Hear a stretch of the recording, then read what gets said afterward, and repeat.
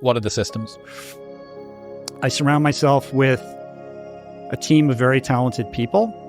So for a long time, I did my podcast, which I've been doing 11 years, almost 11 years at this point. For many years, I did almost every single aspect of it myself. My stepson, Tyler, would edit it. But other than that, I handled everything about it. And I was very resistant to letting go of any aspect of it and letting anybody come in to help me. I can see some of my team over your shoulder. Well, you have an amazing team here, right? Yeah. But they know that they have to rip tasks out of my hand if I fucking nail by nail. I would rather forego nights of sleep. Correct. Than invite anyone else in. Because you know what? I'm the only one who knows how to do it.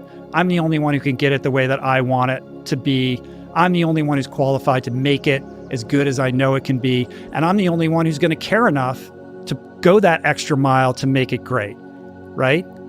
And the reason why I know can't stop grinning. But the reason why that is so romantic and powerful is that there is some truth in it.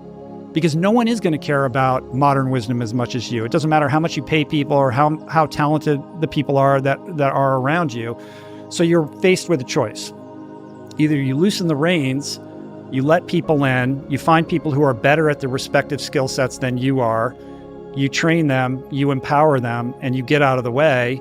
And then you are freed up to do the work that only you can do, which is to prepare for and conduct the conversations to the best of your ability.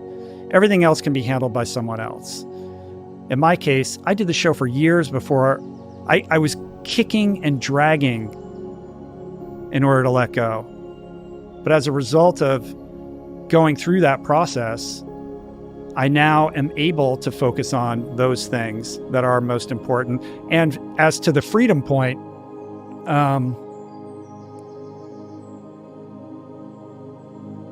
the systems that I have in place create the added time for the headspace required to contribute to the creative work that only I can do.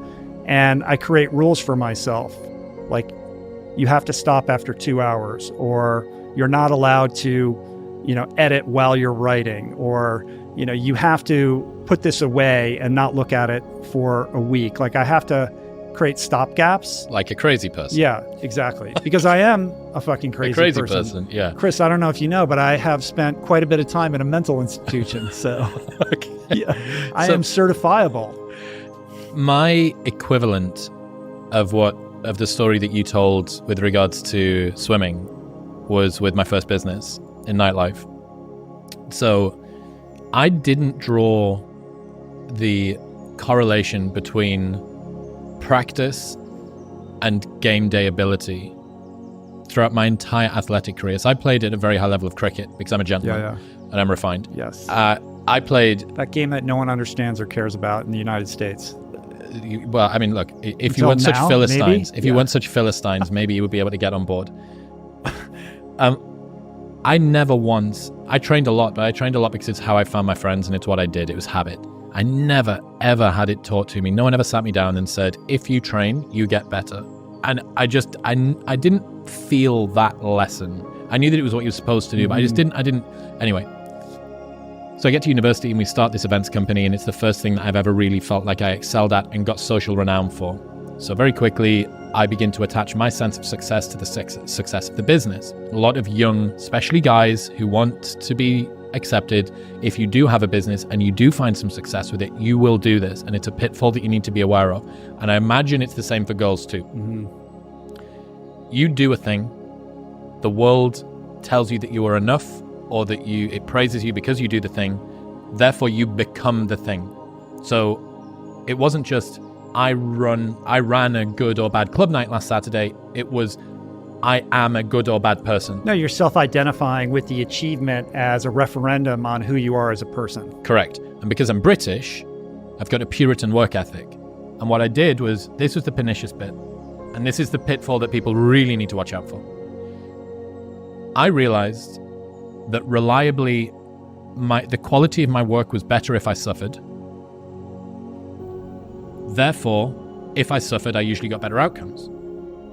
And you feel good about yourself because you suffered. Correct. You worked for it, you earned it. So the lead indicator of what would be a lagging measure, the lead indicator was suffering, the lagging measure would be success. Then, this is the thing that I did. I shortcutted the success part and went straight to the suffering part. And if success came without suffering, I felt like it wasn't worthy. I felt like I hadn't worked hard enough to get it. And I then had two things that I needed to do. So not only did the event need to be good, not only did it need to run well, if it wasn't a success, I was a failure. And if the success came and I hadn't suffered, I was also a piece of shit. So there was two ways that's sort of akin to imposter syndrome, right? Like, it was successful. I didn't really work for it. I don't really deserve this. People are going to find out that I don't really know what I'm doing. Or Perhaps, is that something different? Perhaps. I feel like there's probably a veneer of imposter syndrome in there too. But this felt more visceral than imposter syndrome, and it wasn't anxiety around it not happening well next time and me not being good enough. It was just that I needed to suffer. And that's what this Puritan work ethic thing does, man. And it's a hell of a drug, especially if you're from one of the imperial colonial powers.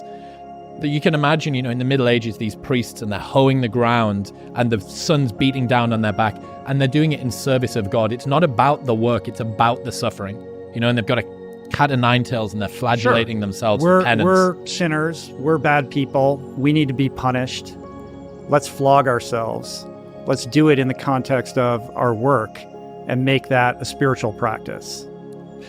But without the spiritualism, without any of the spiritual payoff. And that was where I got to. And you've also said two other things that I thought was really, really interesting. And I thought about this when I spent a bit of time in CrossFit. And I saw a lot of people in CrossFit talk about suffering and discomfort and stuff. But if I'd told them to sit on the couch for a full week and not train, they would have completely gone crazy. And you said the real discomfort is to see what it would be like without the suffering. And Tim has this "what if it was easy" line. Yeah, that's the discipline.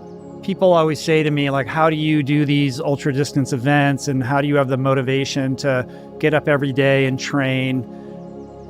And the math in their mind is that's where the discipline comes into play. What they don't realize is, like, that's what I want to do. That's what I prefer to do. Actually, certainly there's days you don't want to do it and you have to call on a little bit of discipline, but that's my joy. The discipline comes in when, yes, you're like, today's a rest day. You're not allowed to go do that thing that you enjoy doing. Or, you're going to sit and meditate for 30 minutes, or you're going to write something and, you're going to walk away from it and not edit it, or you're going to maybe only spend half the time you would ordinarily preparing for a podcast. You know what I mean? That's hard.